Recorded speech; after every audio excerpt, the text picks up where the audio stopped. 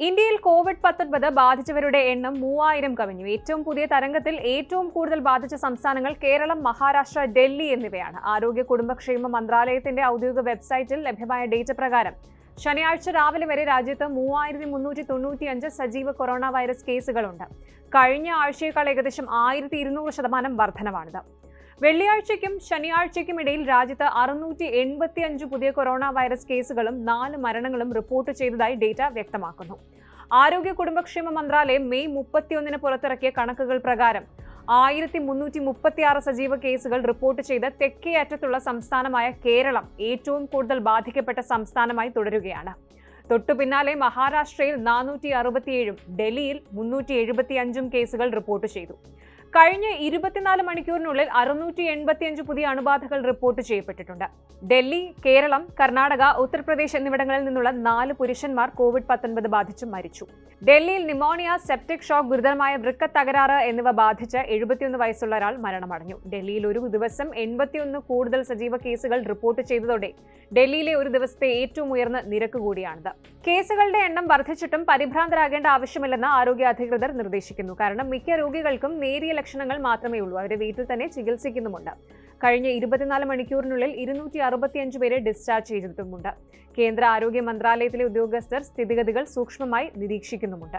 May 22 ഇന്ത്യയിൽ 257 സജീവ Covid കേസുകൾ മാത്രമേ ഉണ്ടായിരുന്നുള്ളൂ. മെയ് 26 ആയപ്പോഴേക്കും ഈ എണ്ണം 1010 വർദ്ധിക്കുകയായിരുന്നു. ഇപ്പോൾ 3395 ഉയർന്നിട്ടുമുണ്ട്. ഒരാഴ്ചയ്ക്കുള്ളിൽ 10 ഇരട്ടിയിലധികമാണ് വർധനവുണ്ടായത്. രാജ്യത്തെ സജീവ കേസുകളിൽ 1/3 കേരളത്തിലാണ്. അതേസമയം മഹാരാഷ്ട്ര, ഡൽഹി എന്നിവിടങ്ങളിലും ഗണ്യമായ എണ്ണമുണ്ട്. ഗുജറാത്ത് 265, കർണാടക 234, പശ്ചിമബംഗാൾ 205, തമിഴ്നാട് 185, ഉത്തർപ്രദേശ് 117. ഈ സംസ്ഥാനങ്ങളിലും സ്ഥിരമായ വർധനവ് അനുഭവപ്പെടുന്നുണ്ട്. ഈ വർഷം ഇന്ത്യയിൽ 26 മരണങ്ങൾ റിപ്പോർട്ട് ചെയ്തിട്ടുണ്ടെന്നും കണക്കുകൾ വ്യക്തമാക്കുന്നു. LF7, XFG, JN1, NB 1.8 എന്നിവ ഉൾപ്പെടെയുള്ള ഒമൈക്രോൺ സ്ട്രെയിനിന്റെ പുതിയ ഉപവകഭേദങ്ങൾ കണ്ടെത്തിയതിനൊപ്പം കേസുകളുടെ എണ്ണത്തിലും സമീപകാല വർധനവ് ഉണ്ടായിട്ടുണ്ട്. ഇന്ത്യയിൽ കൗൺസിൽ ഓഫ് മെഡിക്കൽ റിസർച്ചിന്റെ director general doctor Rajeev Bahl ആശങ്കപ്പെടേണ്ട കാര്യമില്ല എന്നും ജാഗ്രത പാലിച്ചാൽ മതിയാകുമെന്നും പറയുന്നു.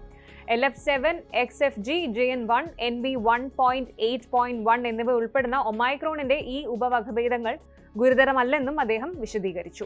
ലോകാരോഗ്യ സംഘടന ഈ വകഭേദങ്ങളെ ആശങ്കയുടെ വകഭേദങ്ങൾ എന്നതിന് പകരം നിരീക്ഷണത്തിലിരിക്കുന്ന വകഭേദങ്ങൾ എന്ന് തരംതിരിച്ചിട്ടുണ്ട്. കൂടാതെ ഇത് നിലവിൽ ഗുരുതരമായ ആഗോള ഭീഷണിയായി കണക്കാക്കപ്പെടുന്നില്ല എന്ന് സൂചിപ്പിക്കുന്നു.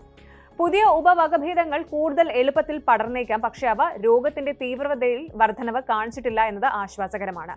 ചൈന, തായ്വാൻ, ഹോങ്കോങ്, ഓസ്ട്രേലിയ തുടങ്ങിയ രാജ്യങ്ങളിൽ ഇവയുടെ ദ്രുതഗതിയിലുള്ള വ്യാപനം നിരീക്ഷിക്കപ്പെട്ടിട്ടുണ്ട്. ഇത് ഇന്ത്യൻ അധികാരികളെ ജാഗ്രതയോടുള്ള സമീപനത്തിലേക്ക് നയിച്ചു.